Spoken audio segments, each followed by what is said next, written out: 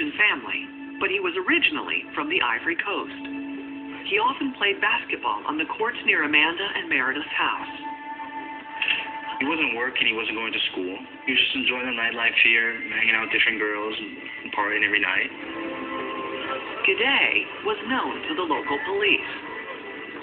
We know that he was involved in petty drug dealing and also in breaking and entering. Guede, it turned out, had fled Perugia the day after the murder. He hopped a train heading north.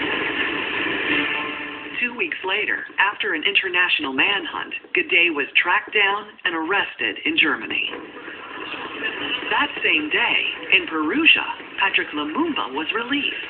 Police said he had a solid alibi. A university professor had come forward to say that he was nowhere near the murder scene. He was working in his bar and he was freed. Police kept Amanda and Raffaele in custody. Guede was returned to Perugia.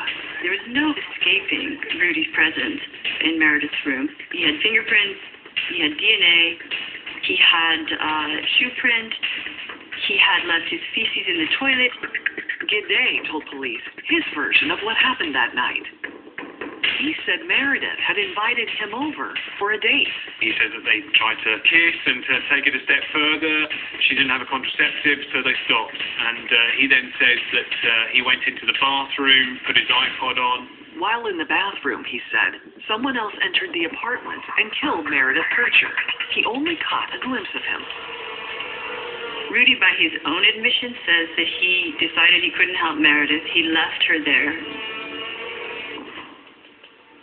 Months later, Guede suddenly changed his story and said Raffaele was the man he had seen that night, and Amanda was also there.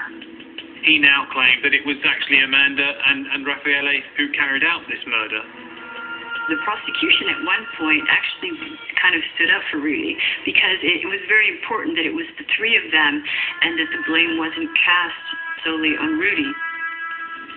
Guede opted for a quicker, fast-track trial, which in Italy means the defendant agrees to fewer witnesses and limited evidence. In Italy, if you opt for the fast track, you're never saying you're guilty, but you're letting the prosecution prove its case. On October 28, 2008, Rudy Guede was convicted of taking part in Meredith Kercher's murder and sentenced to 30 years in prison. The same day, Amanda and Raffaele were ordered to stand trial for their role in the crime.